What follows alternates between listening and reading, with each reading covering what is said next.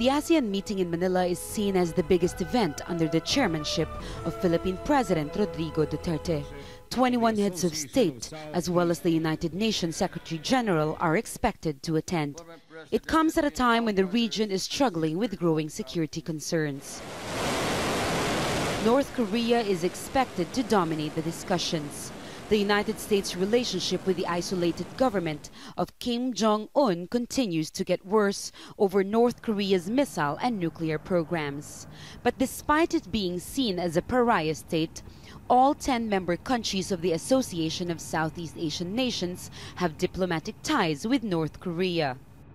And the United States is expected to put more pressure on ASEAN countries to take a stronger stand against Kim Jong-un.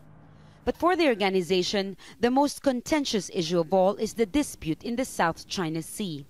China and the United States have been disagreeing over policies when it comes to disputed waters claimed by several ASEAN member states. Many see it as a fight between giants. We are talking about two great countries here, China and the US.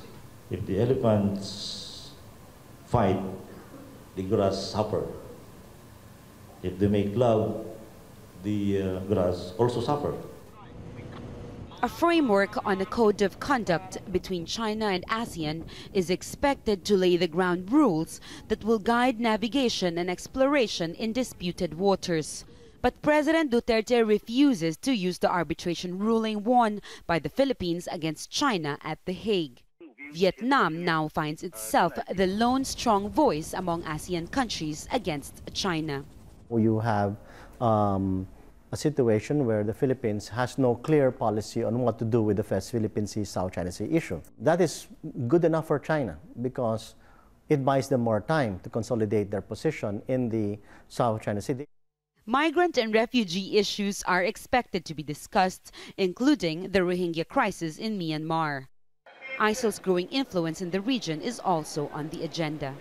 But many Filipinos here say they're more worried about domestic issues, like President Rodrigo Duterte's human rights record.